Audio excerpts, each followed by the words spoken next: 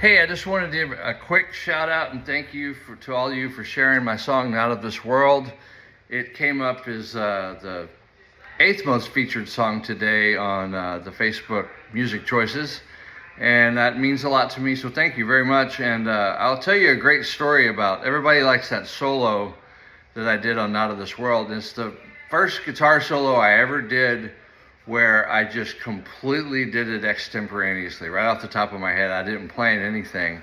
And there's a Allan Holdsworth story about that I want to share with you real quick. So we had done a gig a few years ago together at the Cotton Hill Club in Houston. He wanted to hang around on Sunday so we could just goof off and go to a pub. And we ended up on Sunday, we went to a pub called Sawyer's Pub on Washington Avenue, Sawyer Park, I think it was called. And, you know, I've learned more from sitting down and eating oysters and hanging out with Clint Strong and talking than I ever did like any kind of formal lesson environment, which I never did with Clint anyway.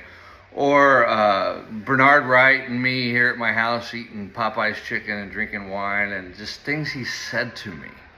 You know, and it's the same thing with Allan. I mean, I learned more from just talking to those guys than I did in 4 years in music school. And it's not about scales and arpeggios at that point. You know, we all go through that and you got to learn that stuff. But there's a field beyond right and wrong, and I'll meet you there. And that's where we want to get, and that's where I've always wanted to be as an improviser, where I don't plan my solos, you know. And even Billy Gibbons, I was growing up with, is known for that. I think he does one take on his guitar solos. So anyway, I love the guitar solo on The Devil Takes the Hindmost by Allan Holdsworth, and it's on the song album Metal Fatigue. And when I was in high school, I heard that. I had a subscription to Guitar Player magazine, had that little plastic record in there. And the transcription was by Steve Vai, you know, so I knew it was going to be pretty damn accurate. And even Steve said he didn't know what the hell was going on with that solo. Who did? And so, but I loved it, and I thought about learning it, and I kind of got a little bit part of the way through it, and then I said, what's the point? It's going to take all the fun out of this if I learn it. I just enjoyed listening to it, you know, and I always learn more by listening than I did, like, actually, you know, tabbing something out or something like that. It's just, I really believe in that.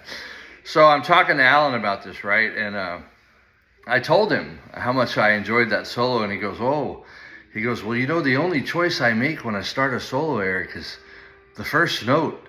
After that, who knows? And when he said that to me, I went, damn. You mean to tell me, you know, all those years I'm trying to figure out, like, what scale or whatever he's doing, and that's not what's going on. And that's what I've always aspired to in my own game, it's freedom, you know? I mean, you don't want to go into a party with your friends and know everything you're going to say. Why would you want to do that in a musical environment, you know? There's nothing worse than canned material. I can't stand, you know, I say it to my students all the time. Would you rather memorize a bunch of jokes, or would you rather be funny? And the other way I say it is, hey, there's a field beyond right and wrong. I'll meet you there. So anyway, on No One Knows My Thirst, the way that solo starts, there's some good transcriptions of it online done by a really great guy from England. And if you listen to that arpeggio, it's a G dominant 7th, you know, that starts.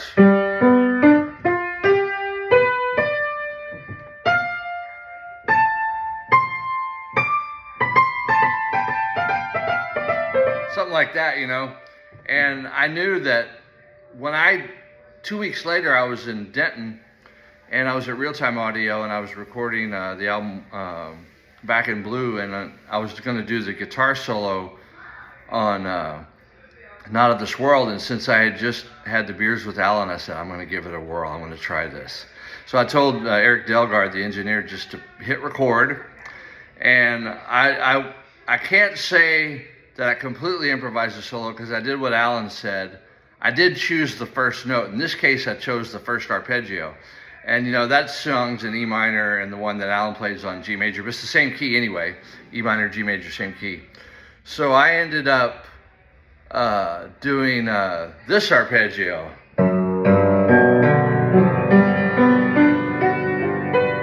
Just a G major 7. And I was thinking, Allan, when I did that, it doesn't matter if it was, you know, major 7 or dominant, whatever. It was in G. And then the rest of the solo was just whatever happened. And it was a lot of fun. And I don't really go back and listen to my old stuff, but everybody says that's their favorite guitar solo that I ever did. So there's something to be learned from that for all of us. And, you know, go for it in your own playing. Just go for it. You know, hit record and just see what happens. And leave that. Don't go try to improve it, because the first take's going to be the best one. I can tell you that much. Here's both clips so you can enjoy them. Please share with your friends. And I think you'll get a real kick out of it.